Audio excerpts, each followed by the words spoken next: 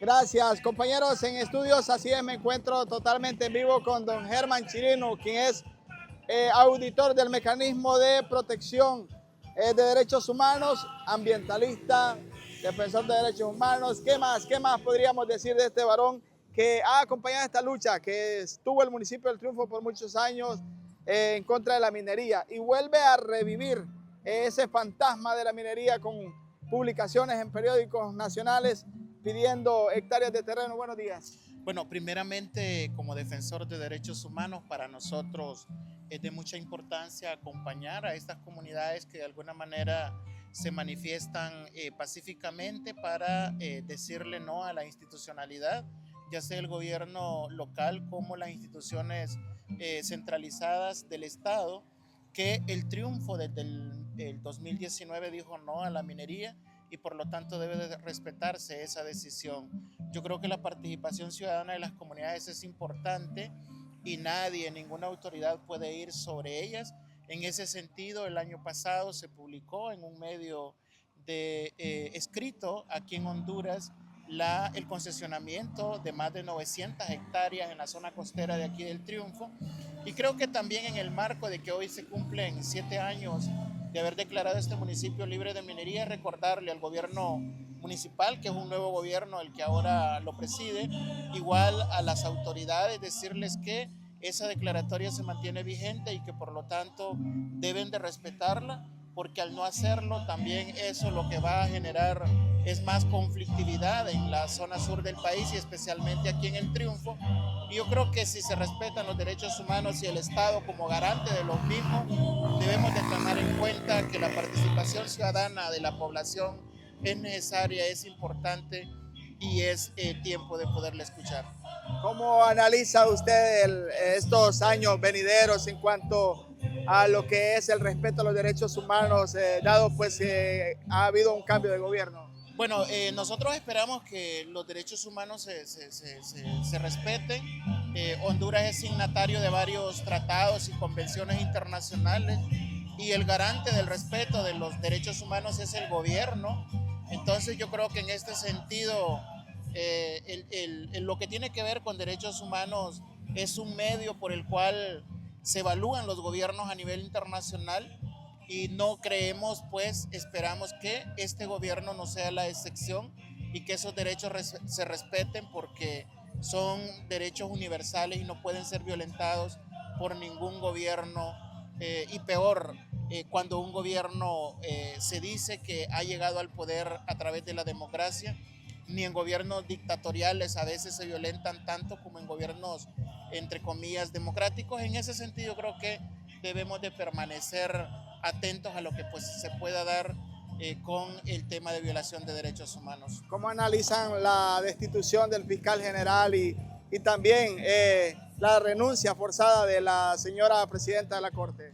Bueno, en ese sentido para nosotros lo que vemos como riesgo y como un antecedente bastante delicado como jurisprudencia para la historia de Honduras no es lo mejor. Creemos que si el fiscal general cometió delitos, el tema del juicio político es una figura importante en el país, pero la forma en que se llevó a cabo creo que no es la mejor y que deja un mal sabor y un mal precedente, porque primeramente el juicio político debe de reglamentarse. Después yo creo que la comisión que fue nombrada para este trabajo no tiene la moral para decir de que sentar a alguien en el banquillo de los acusados cuando ellos también han sido cuestionados y señalados por varios actos de corrupción. El tema de la renuncia de la presidenta de la Corte, que fue una renuncia coaccionada, fue una renuncia que la obligaron a hacerlo. Yo creo que el procedimiento que se dio no es el correcto. El Congreso Nacional no está facultado para elegir un presidente o una presidenta de la Corte. El Congreso Nacional lo que elige son los 15 magistrados a la Corte y es en pleno de sesión de magistrados que se elige quién va a ser el presidente o presidenta. En este sentido vimos que en ese momento se presenta la renuncia y ahí mismo se nombra al señor Warner Vallecillo como presidente de la Corte Suprema Sin seguir el y procedimiento. sin seguir el procedimiento correcto y lo que hace el Pleno es ratificarlo. Entonces, desde ahí se violentó un debido proceso al cual no debe de ser, igualmente con el fiscal no tuvo el debido proceso a la defensa. O sea, solo se llegó a acusarlo y acusarlo sin ningún derecho a poder demostrar que no es cierto, de lo cual se responsabiliza.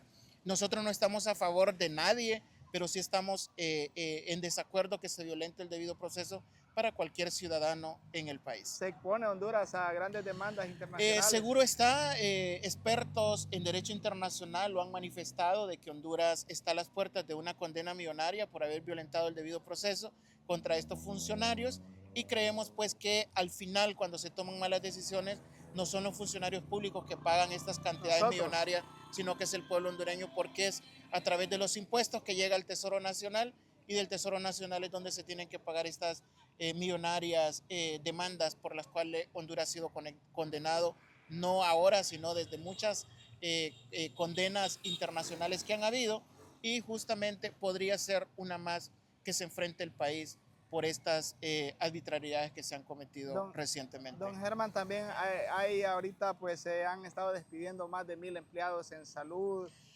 también pues por razones partidarias. Eso también expone a Honduras a seguir pagando los platos rotos.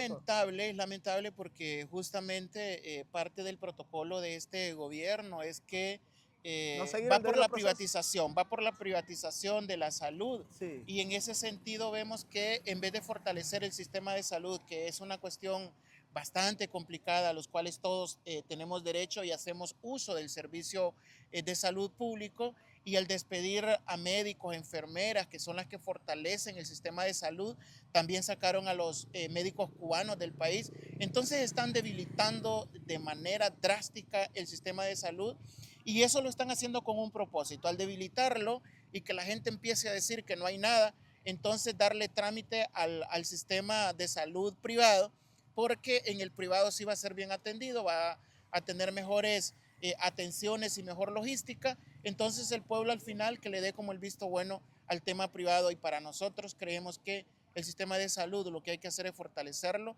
robustecerlo con los médicos, con los medicamentos, con las cirugías, pero no pasarle una responsabilidad del Estado de Honduras a el sector privado. Creemos que no es lo mejor, pero eso es lo que hemos visto desde entrada de este gobierno, que va a privatizar lo poco que queda como público. De hecho, 20.000 operaciones se han transferido a las clínicas privadas. Sí, justamente en Honduras todo lo que quieren privatizar o quieren desaparecer lo declaran en emergencia para darle como que la gente se sienta que esto no sirve y que lo privado sí.